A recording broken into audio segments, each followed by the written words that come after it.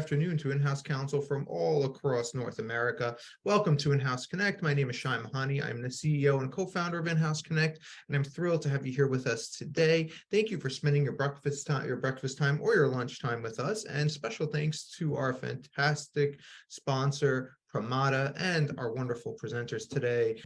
We all know Foster Sayers very well, and introducing, making her IHC debut, Maggie Warren, who are going to teach us proven ways contract management can make legal loved by the business. Can we all use a little bit more love in the world? And, we're going to do that with contract management. First, I'm wondering, this is our 17th event of the year, and I'm wondering, are you here with us for the first time, or have you been with us before? It looks like we have about a 90-10 split, 10% new and 90% returning. Welcome to the 10% and welcome back to the 90%. All right, today's event, Show Me the Love, proven ways contract management can make in-house legal teams a trusted partner to the business. Our panel is being led by Foster Sayers.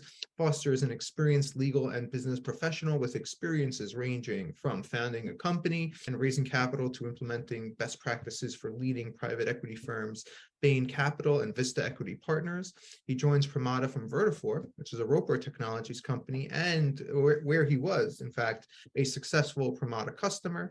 Foster is passionate about using his technical knowledge to help legal professionals become more effective in their practice. Also, Foster is a dear friend of mine and one of the most dynamic personalities in legal tech, for sure. You must follow him on LinkedIn if you don't. And he also released a killer song about red lines. It was awesome. I will share a link to that as well. My wife loved it. So if my wife loved it, it must be good. Our next panelist is Maggie Warren. As a dynamic leader in the in-house community, Maggie has brought enthusiasm and vigor to the Office of General Counsel. She was named a top 10 30-something by the ACC in 2020 for her accomplishments throughout her career. She has extensive background working in the technology industry as in-house counsel. Previously, she was VP Assistant General Counsel for Vertafore, and prior to Vertafore, she was AGC with Clarivate Analytics and Thomson Reuters, where she was responsible for privacy and data security compliance, complex commercial transactions, labor and employment, business strategy, and product development. Again, it's really wonderful to have Foster and Maggie on with us today to help us bring more love into the world, into our legal departments, and with our business colleagues. So without further ado, I'll turn things over to Foster to get us started. Thanks, Shai, for the introduction. You are amazing as well, and really appreciate your support as always. And thank you, Maggie, for speaking with me as well. And so today, here's our agenda. We're going to focus on how to make legal love by the business. Now, I know this might be a novel concept for some of you on the call, and you may feel like your department's always competing for being the least loved. Well, Maggie and I are here to help you come up with strategies to improve that. And while a lot of them center on contract management, even at a high level, we're going to give you some good tips today. And we're going to start by going through how to assess your reputation with the business and your internal clients, how you can develop that reputation, how you can improve the service you provide to your internal clients. We're going to focus on how you leverage contract management to do that, and how you can articulate the value of the legal business once you have gone through the process of revitalizing your reputation to actually show that value in the context of the broader business. And I'm really excited that I get to speak today with Maggie, because Maggie and I were once part of what we call the dream team. So this is a picture with Janie Rothman. I wasn't able to book Janie today to speak with Maggie and I, unfortunately, but Janie brought the three of us together. It's the best legal team that I personally had the pleasure to serve on in my career. And we were part of the group that was brought on as part of Bain Capital and Vista Equity, buying Vertafore and implementing their best practices aimed at transforming the organization with the goal of achieving operational excellence. And many of those best practices center on implementing technology, such as contract management. And while it was not easy, I'm happy to say that we're here today because we managed to make it happen. And after 4 years, Bain sold Vertafore to Roper Technologies. And it was a big lift, but the business really appreciated leveling up the legal department, didn't they, Maggie? Absolutely. It was a great opportunity to learn from working with two of the largest private equity firms out there, but my favorite part of it was getting to know Foster and getting to know Janie and really working in an environment where you can really make a difference for the business. Yeah. And in fact, Maggie and I were named Business Partner of the Year in back-to-back years, which was novel at Vertafore because they had never recognized legal in that way before we started. That is correct. Yes. Yeah. It was pretty special.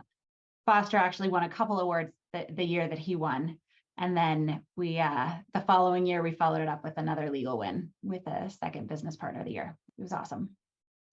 It was awesome. And it's something that, well, I mean, Maggie and I can't promise that you'll get a glass award as a result of this presentation, but we'll certainly give you the framework to get there if that's something that they do at your business. So one of the first things you have to do is assess what the reputation is, and it's usually not very hard, but it's something to think through and be really aware of. And you might ask, well, how do I know? Consider what your internal clients are saying. So here's some of the things that might resonate with you. Department of No. Avoid legal. Whatever you send goes into a black hole. They take a week to reply to an email. They're a bottleneck. Their calendars are always booked out for 2 weeks. Maggie, if we don't have insight from direct feedback, how can we gauge this? Yeah, I mean, think about the common themes here, right? Can you and your team meet at a moment's notice? Can they meet, 15 minutes from now, or does it have to be 2 weeks out, right? Is your calendar blocked all the time? Does the business proactively reach out to you to schedule meetings, or do they avoid you and then get to the end and ask for forgiveness, right? It's not a good sign. Do they ignore you entirely? And then, are people reaching out to you at the right time, or are they just reaching out to you to check that box, right? So those are all kind of variations. And it's quite likely, in all honesty, that the answer to those questions are not going to be the same for every single team that you support, right? So you're in-house, you support HR, you support finance, you support sales, you support everyone across the entire organization. And it's very likely that you might have a strong relationship with one group, and that, relationship might not be so strong with another. So I would advise, as you're taking that assessment, you really need to think about all the different teams that you're supporting, not just sales, right?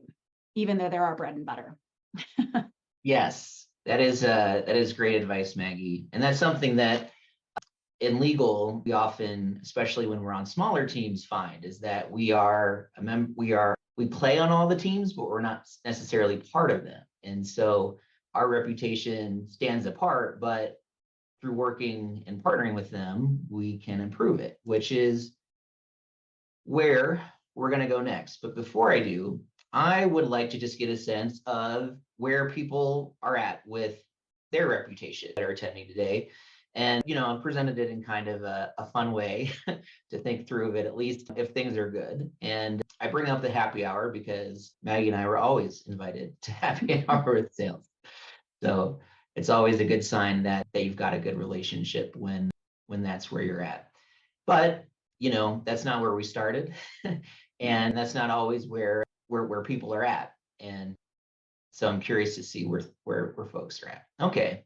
So the polls are coming in, and it looks like only 13% are in like the top tier, and everyone else is good or below. I mean, the good news is that it looks like about 2/3 are in the respected but not yet celebrated, and only about 1 in 5 are in the real unfortunate quadrant. But that's to be expected. It's difficult to be popular when you're the legal department, but it's not impossible. And so thanks for everyone for answering the poll and your feedback. That's good to know. So it looks like everyone stands to gain in their reputation, except for about 10%. So even the 10%, hopefully you'll pick up something that will help you provide even better service as you listen in with us. So let's turn to developing that reputation. And where you need to start is with your business and your business partners and your internal clients. So On this one, we really got a simple framework. Go on a roadshow, meet people, learn your business. And Maggie, I'm going to turn to you and ask you to kind of lead us off with what do these three things mean, and how can we do this as in-house counsel? Yeah. So when we say go on a roadshow, headquarters is hopefully where your legal team is centralized, right? I mean, mine is a little bit more distributed today than it was 5 years ago, but headquarters is a great place to start where you can meet people, meet business leaders, et cetera. But it's very likely that if you have other offices, those other offices are focused on different things, right? So when we say go on a roadshow, it really means go to every single one of your offices. I had never traveled as much as I do for Vertafore in my previous companies that I supported, but I do attribute, having a strong relationship with those different business leaders to the fact that I visit every single office every year, pandemic years accepted. So if you go to the office, you meet with them in their normal environment, right? That way you're not saying, hi, come to headquarters, come sit with me in my office, because that can be extremely intimidating. So if you're going to go, you're going to meet with them in their environment, they're going to be comfortable. You avoid that idea of having to go to the principal's office, right? When you're going to the legal office, you're headed to the principal's office, right? And you're in some sort of trouble. So I like to go to their offices directly. I do like to spend a little bit of time doing social interaction while I'm there, right? Take them to lunch, maybe stick around for a happy hour at the end of the day, rather than simply, going, having your business meeting and then taking off and catching that early flight back home, right? It's also important to prepare for those business meetings, right? Do as much of the lift as you can ahead of time. When I started at Vertafore, we sell actively 35 different products into the market, and then we support all sorts of products behind the scenes, right? Even though we're not selling them. So when I went to each office, I understood, what products each of those offices supported, and I tried to at least get all the publicly available information that I could, so that I didn't just walk into the meetings and say, I have no idea what you do, show me, right? So that's how I take these bullets, Foster. How about you? Yeah, and I think, when you're learning the business, when you support a particular department, it's really important to, if you can't get like a day in the life, just understand what is a typical task or type of, work that the people you're supporting are doing. And one of the values there is that will help you understand relative to legal where you may routinely support them. And it also can help you identify where you might in the future relative to, identifying where, oh, that's probably a place where there are disputes, and developing a rapport with your internal clients to know that you are there to help them. So they bring you those disputes in a timely fashion so that you can best manage and work through them. And when you have that understanding, you can develop your reputation because that person knows that you've taken the time to understand their work and how you can best support them in being effective. And that's where your reputation really, really starts to level up quickly. And especially because as in-house attorneys, so often the tasks that people in the business do relate to access to contracts and understanding their terms, because they are the foundations that run our business. So how do we improve? You need to know what you need to do better, right? And sometimes a lot of things are bad and a lot of things are painful, and hopefully not. But when that's the case, it's sometimes difficult to know, where do I start? And so sometimes the tendency will be to solve what's painful for you, but you really need to think about, what is painful for my internal clients? What's hard for them relative to getting things that they need, that maybe I'm a bottleneck, they have to go through me, or what's difficult for them to accomplish because they don't have visibility into the process, or so on and so forth. And start with your internal clients, because that way you can not solve for something that's more painful for you and thus less likely to be valued by the business. And instead you start with the overlap where, like, these things that are painful for them, I feel that pain too. And ultimately, you want to look at what are the strategic goals for the business, because you ideally want to tie in what you're doing to that, especially if you're going to ask for some sort of tool or solution that makes you better. Showing how that supports the overall business objectives is important. And so that's where you've got to align pains with strategy. But some I can understand might need some more guidance. And so, Maggie, what are some suggestions for those that could use some guidance on things they can do to improve reputation? Wow. I mean, I think when you go through the process that you just talked about, Foster, where you're talking about, listing out your own pain points from a legal perspective, but then going kind of team by team that you support and listing out the most painful interactions that they have with legal, you're going to find that their top 3 to 5 are somewhere on your legal list anyway, right? For every single team. And then it comes down to really just, what can I tackle? What's the low hanging fruit that I can tackle really easily or really quickly and, help the process. Maybe it's a Band-Aid, right? But I can help the process in the short term while I am working on that long-term fix in the background, right? So for example, when we went through this process, obviously with sales, it was, we need access to the contracts. I need to know what my customers have. I need to know what contracts they are on. I need to know their start and end date. I need to know their renewal terms. I need to know their termination rights.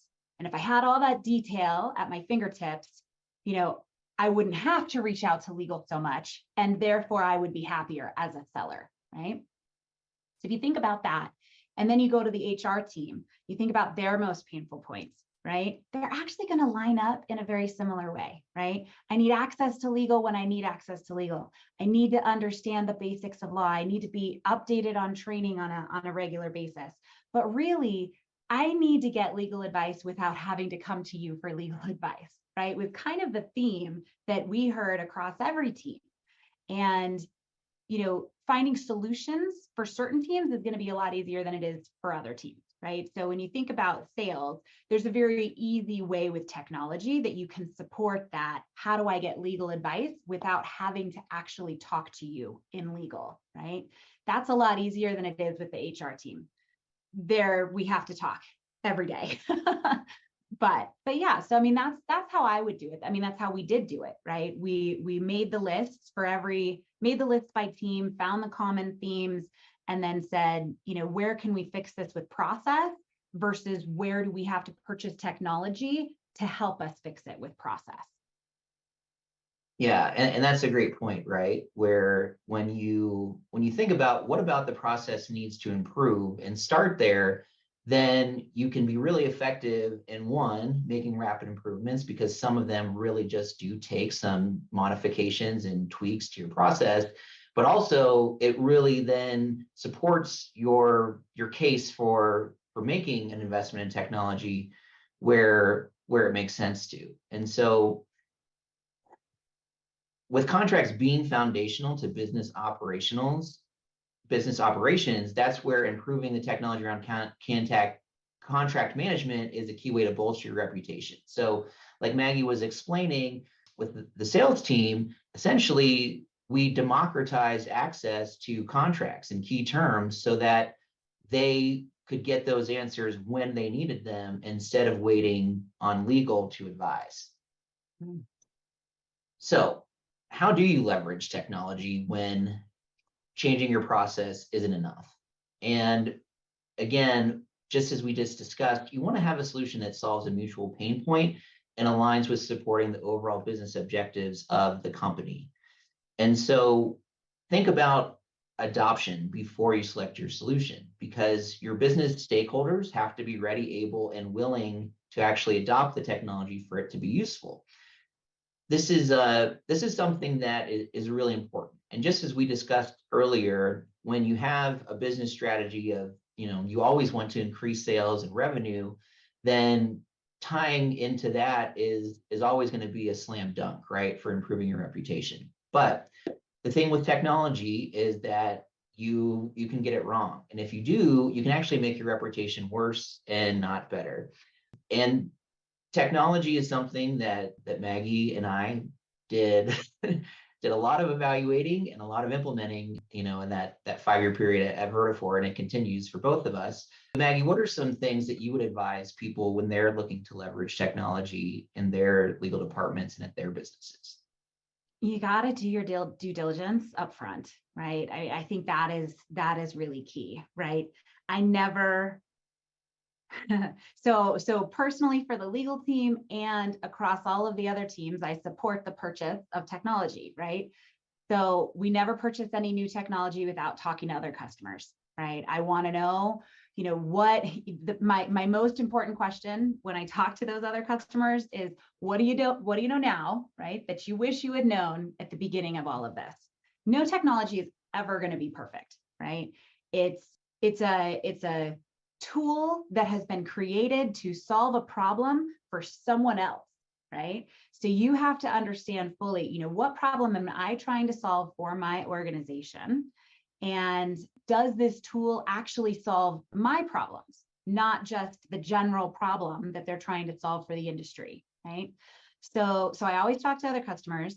I always ask them what they know now that they wish they'd known at the beginning. I always ensure to socialize any of the technology changes with the relevant parts of my organization, right? So I have to think about the technology from a user perspective. And if, for example, I'm going to implement a contract repository and some kind of a contract solution for the business, who's actually going to be using it? Is it my legal team, or is it the salespeople, or is it the billing professionals? Is it executive team? You've really got to look at it from all of those perspectives and say, okay, so I know how it feels to be in their position because I've done my background on my business. And so I know, what a day in the life of an average seller looks like. And I know what a day in the life of an average finance person looks like. Is this tool actually going to help them and solve their pain points in the process? And we do that really by a proof of concept, right? I never purchase technology without a proof of concept. So for a contract tool, maybe I'm sending them 10 contracts, maybe I'm sending them out 100 contracts, but I want to see it in the system, and then I want to use it from each different user's perspective. So those are my tips, right? And we purchase far too much technology, I think. Well, it's always better when we get it right than when we don't. And that's really part of the perspective that Maggie and I are sharing, is that we've had successes, but we've seen failures, and the failures were not projects that were led by us, just for the record. but we know it can happen. And when it happens, it's often when you don't do the things that Maggie just spoke about. Like, for example, if you don't socialize the change with everyone that's going to be involved in the project, then you're likely going to have resistance from the people who you need to use it. So tying back to what we just kind of discussed in technology generally, when it comes to contract management and you use this framework and you start by looking at that mutual pain, make sure you really pinpoint what that is. Because if the biggest pain is access to the business contracts that you have today, then you shouldn't be focusing on a workflow tool that does nothing to improve access and understanding to all of the contracts running your business right now. And you want to think about adoption before you select your solution. And so that means that the business has to be ready. And if they're not, then your chances of success go down dramatically, because if they don't use the solution, it's not a solution. And as we discussed, if you get this wrong, you can make your reputation worse, not better. You don't want to be the legal department that's vilified because it forced a new tool on the business that is speculative value to those whom you're imposing upon. Maggie, you've seen successful implementations and you've seen ones that were not successful. I don't want to name names, but I guess what are some of the things that the successful projects had in common, and what do you think, in the case of that failure, or others that maybe you experienced in other implementations that I wasn't privy to? What do you think are some of the differences between success and failure with these projects?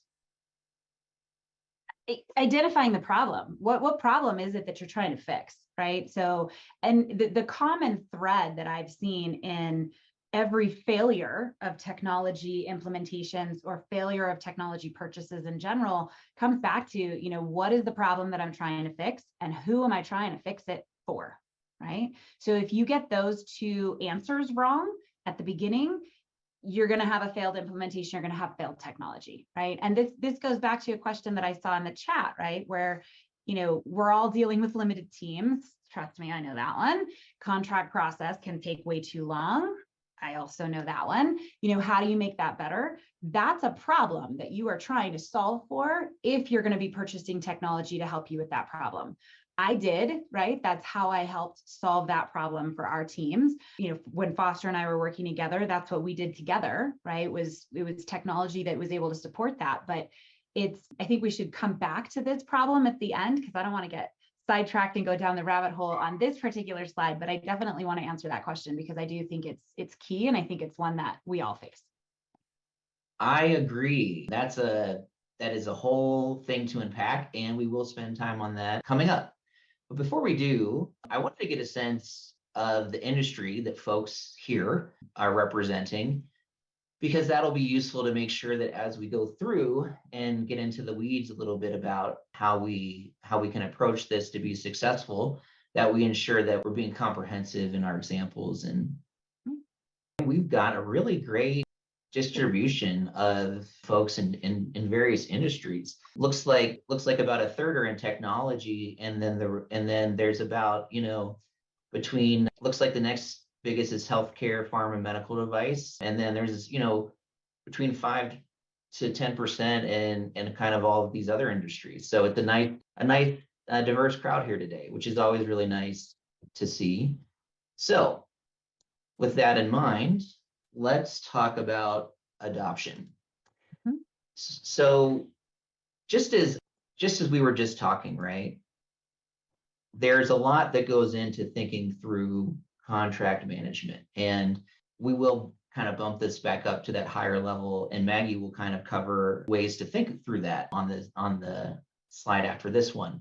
But I want to cover adoption because it's something that unfortunately seems to be an afterthought when people are approaching technology, and yet it is the most crucial thing to think through, because if you do not, then you can absolutely solve your problem with your solution, but it won't be a solution because it's not adopted. So what is adoption? Think about it in terms of this solution that we've implemented is now part of this relevant user's daily work. And they use it for the purpose it was designed for, not just like 10% of it, right? But the full purpose. And the prior methods, processes, or solutions have been replaced. So they no longer go and do things the old way because they've adopted the new one. And that's because they don't prefer a workaround, because they have adopted this solution that you brought them fully. And when you think through this, I like to kind of break it into some components for you to consider when you're thinking through adopting either not just your business, but also yourself. And those are mental, emotional, and practical. So the mental part is, I understand why adopting this new solution makes sense for me, and I understand why it's going to be useful to the business. Emotional, I feel comfortable embracing the new way and letting go of the former way. And practical means I know how to actually use the solution, and I can readily do so. So for example, when Maggie and I were looking at Pramata, where I work now, and with Janie, our boss, who hired us, that's 6 years ago. Wow, that was fast. 6 years ago, and we thought about adoption. One thing that we liked was that Pramata integrated with Salesforce. And so for all of the sales users, they would be able to go and access contracts within Salesforce where they're already working. Similar with, folks who are in the accounts receivable department who need to access contracts and what have you. And so that was where we felt, well, we've adopted Salesforce. So adopting a solution that doesn't require them to be outside of that is going to be a successful way to adopt, right?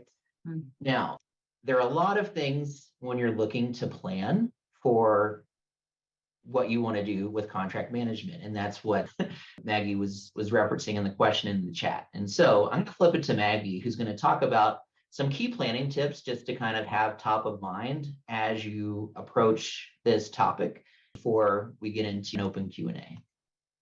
Yeah, so to answer the question about, you're dealing with a small team and the contracting process can take a while, right? As you're planning for a solution to that particular problem, right? You really need to think about, you're fixing that problem. You don't have to fix everything all at once, right? You don't have to break something if it is actually working well.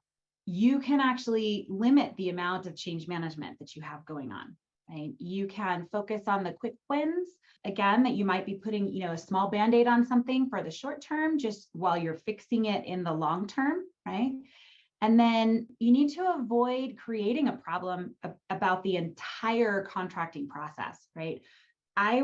When I did it for my team, I looked at what are these specific pain points in the contracting process for my sales team, right? Because they're the ones we're solving the problem for. For us in legal, it's okay. I mean, a contract negotiation can take a couple of months and, we get it to the customer or the vendor or customer might take 2-3 weeks, sometimes 2 or 3 months, depending upon, who they are. They get it back to you. Your sales team says, you have to turn this around tomorrow. You're like, wait a second, it took me 2 months to get this back, right? Or 2 weeks to get this back. I have to familiarize myself with the process. And so you really need to figure out, what is the problem you're solving for? Who are you making it better for, right? Really, really focus on the pieces of the process that are broken rather than the pieces of the process that are actually working just fine, right? And you really need to talk to the teams to really understand that, right? So it goes back to that very first slide of when you're building your reputation, do you know what a day in their life feels like so that you really understand the pain points from their side? Is it that their customers take too long to flip the red lines back to us and their customers don't have the proper motivation to work on that contract? Or is it truly that your legal team is taking too long to flip it? Well, if that's the case, then why, right? Do you have 3 lawyers and you're working on, 100 different contracts every month? That's a capacity issue, right?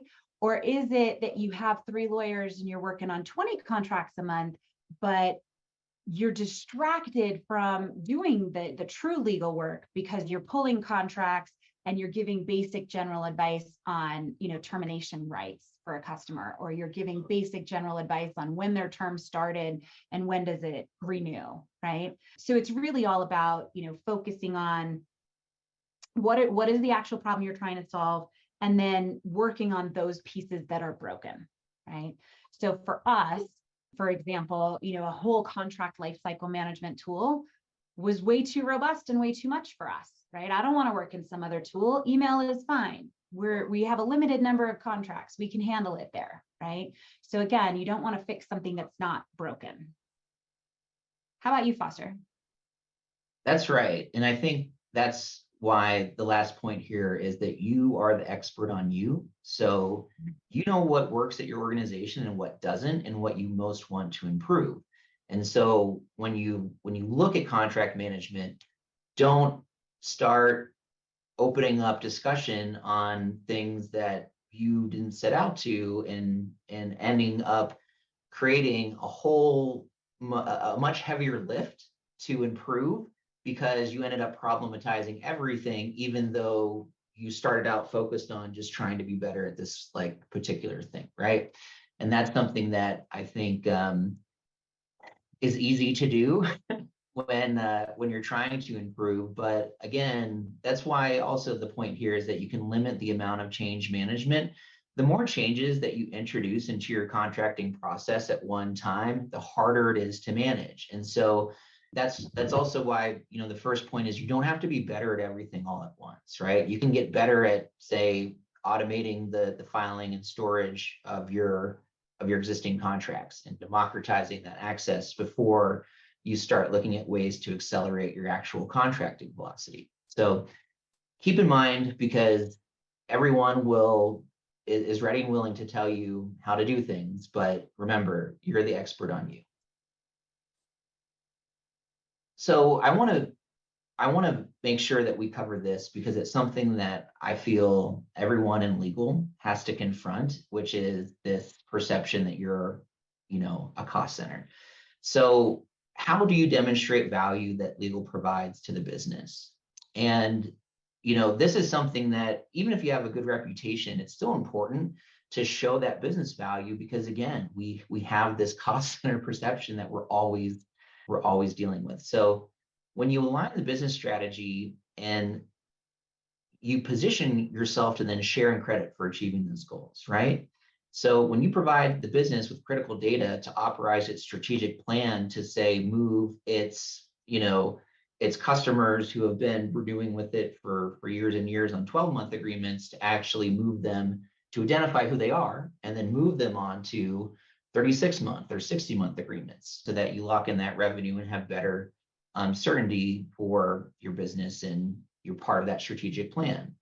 Additionally, you can recontextualize the achievement of that strategic business as it relates to how you supported it. So for example, eventually after Maggie and I went live with the central contracts repository, we were supporting the implementation of CPQ at Vertafore. And one of the things over time that I identified is that I in legal was a bottleneck as to the modification of a certain set of commercial terms, which I could create a set of canned language for, and the business, if approved, could then automate adding those terms and conditions to the contract. And that resulted in an increase of, actually it was 50%. So that's where you can mention that in connection with the company talking about its revenue growth. Additionally, if you have KPIs showing that, hey, this contract term that we've been tracking, we're now improving in it. And so instead of 2/3 of our customers having termination for convenience, only 1/3 of our customers now have termination for convenience. So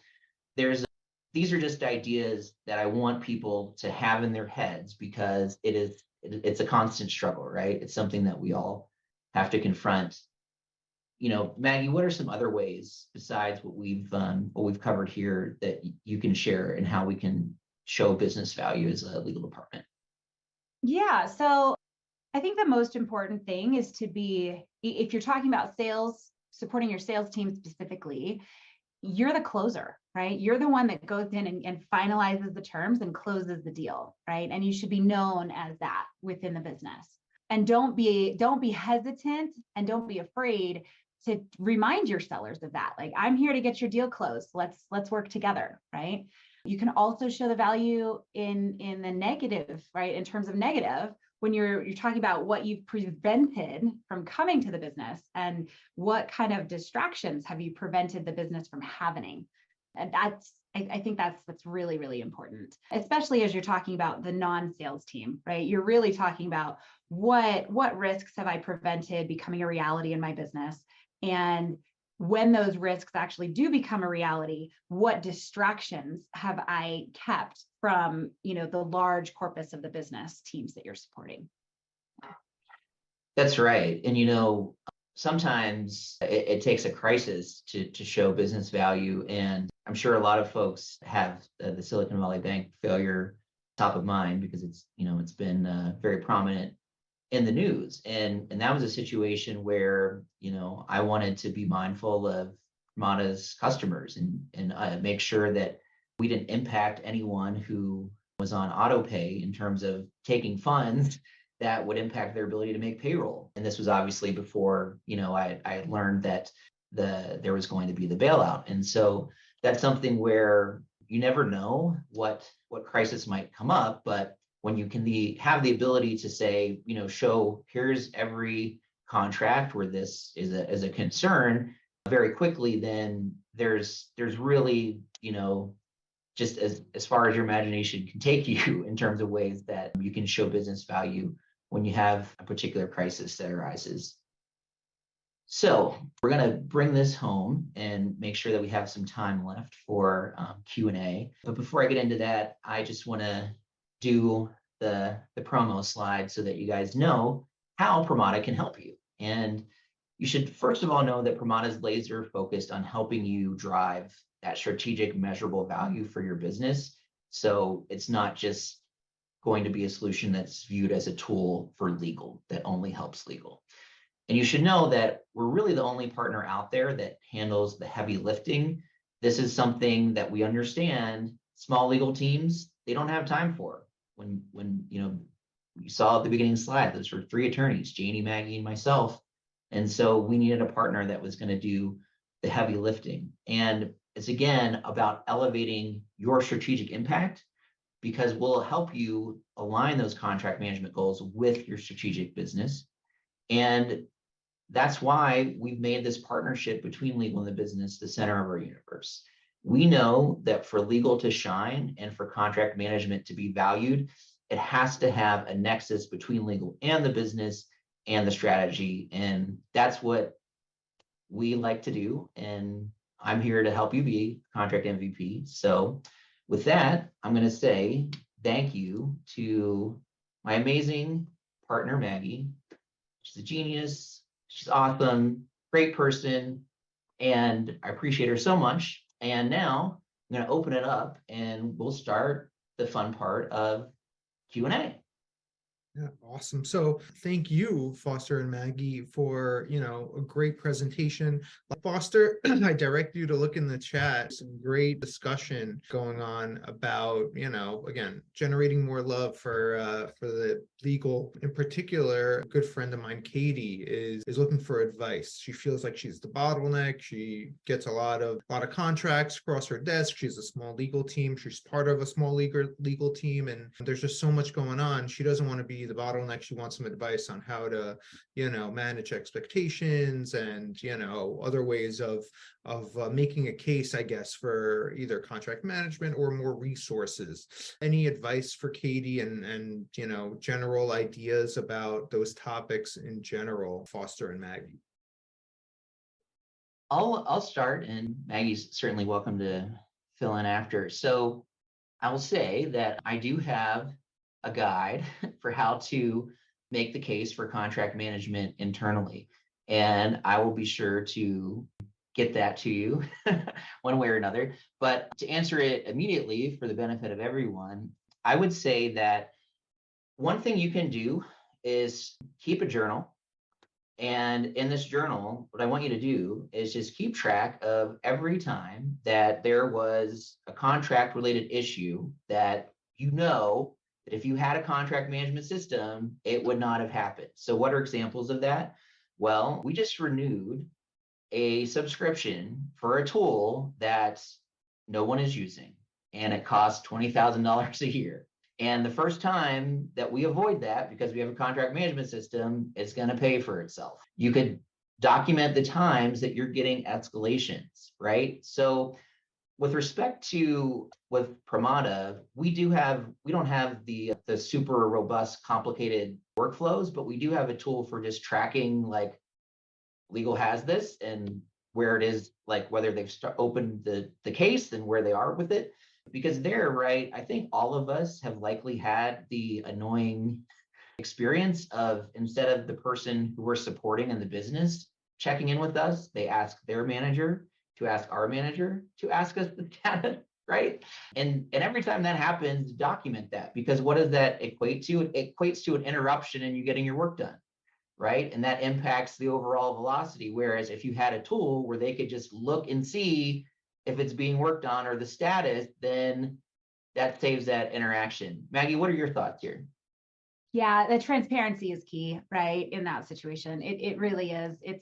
It's so if legal is a bottleneck, why is legal a bottleneck, right? You go back to answering your question, right? What problem are you solving and who are you solving it for? Are you solving it for yourself because you feel like a bottleneck?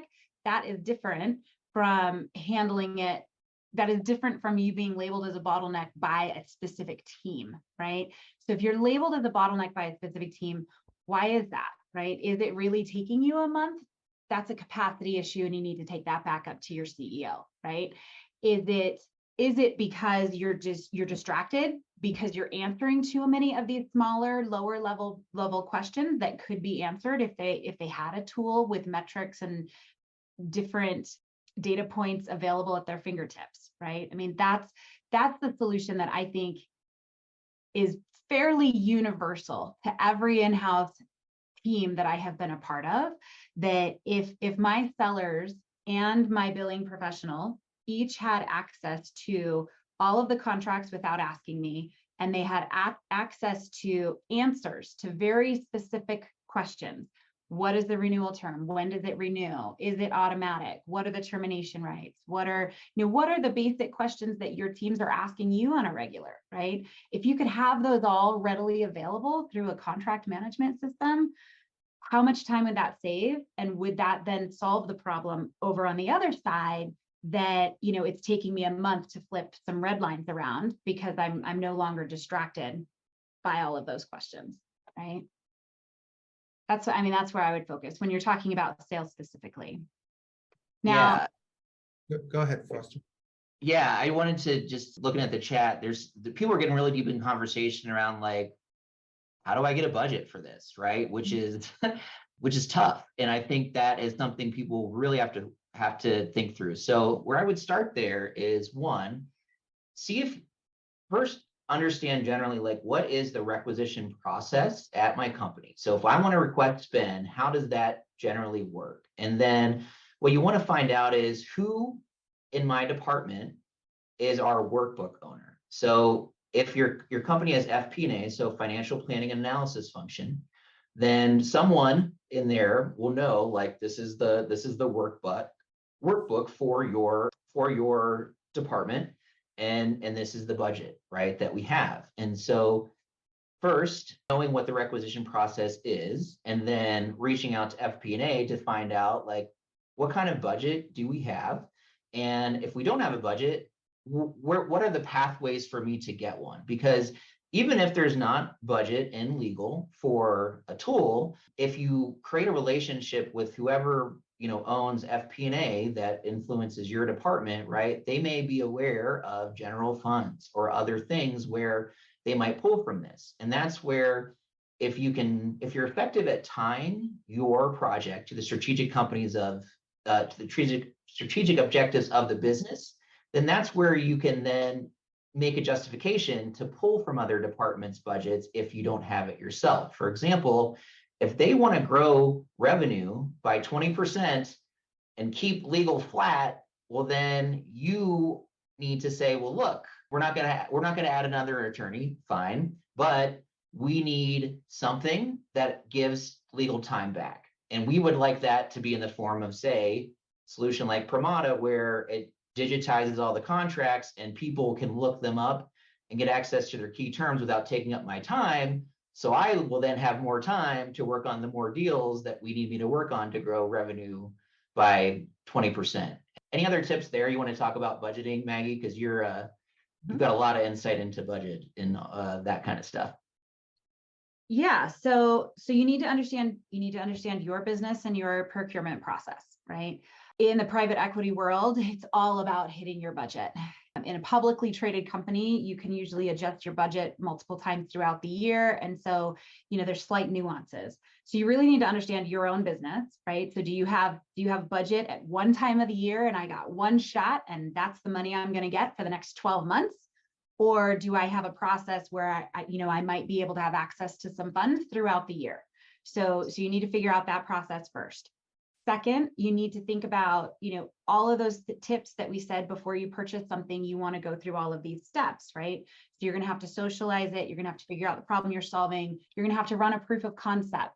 You might have to go out to RFP based on your own procurement policy, right? So you really need to understand how long is that process going to take. That'll give you, is it going to take 3 months or is it going to take 3 weeks? And then when to go to the business to ask for it. Now, I got a separate question directly that is not related to this, but my answer is going to be very similar. So the question was, there's often dysfunction in other departments. How do you get them to appreciate their own issues, right? I'm going to tie my response to that into my response to budget, right? You really need to make sure that you have a strong relationship with the other teams that are out there, right? So if you are the top lawyer at your company, you're on the executive team. Everyone on your executive team truly should be a team, not just your legal team. You should know in your head, I've got two teams. My first team is my legal team, or is my first team my executive team, right? And if your first team is the executive team, you should be able to have a strong enough relationship where you can go back to that chief product officer, chief technology officer, head of HR, whoever it is, and be able to talk through their issues with them and say, hey, my team's been dealing with your team quite a bit lately. My team feels like we're, herding some cats here. Our pain points are this. Your pain points are this, from what I understand. And I think we can help each other by, if your answer is a purchase of technology, then that's one thing. But if your answer is you need to change the process, you need to be able to have that relationship with the head of that other department. And in response, if you have that kind of relationship, you're going to be able to go to them and say, hey, this technology tool is going to help us solve our mutual problems.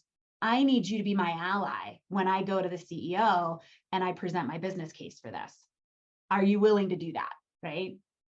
And that is, I've never asked for a tool that we really needed, that was properly vetted, that had buy-in from other executives or from other departments. I've never asked for a tool that was denied if I have all of those things, right? Where I've done the proper planning, I've done the proof of concept, and I have allies around the company who are also going to say, yes, this tool will help fix my problems as well. Does that help? I hope I didn't go off on too much of a tangent. Oh, I think your thoughts are excellent. I actually want to give a shout out to Candice Roman Santos, who gave circling back to Katie's first question, like, how do you manage expectations? She put some great stuff in the chat, and she basically said, she's very transparent with her workload and when corresponding with the corresponding with the business. Like, okay, I have 100. The CEO just asked me to do X, Y, and Z. So once I'm done with that, then I can turn to your contracts.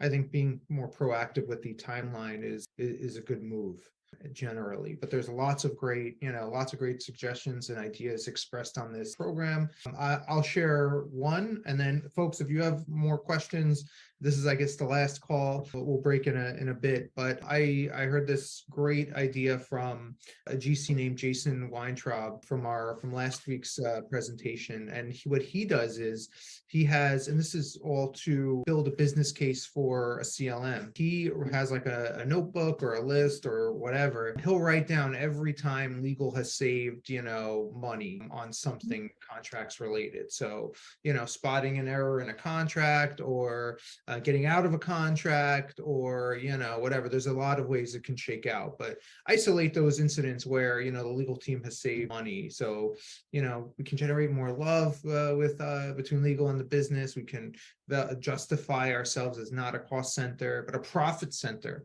and and hopefully it can make an easier case for getting a CLM solution implemented. We have all the tools at our disposals to do this. You just have to start, and I know it's not easy, but it's definitely worth it in the end. So yeah, I think we are at time. Foster and Maggie, any closing remarks for our audience before we sign off?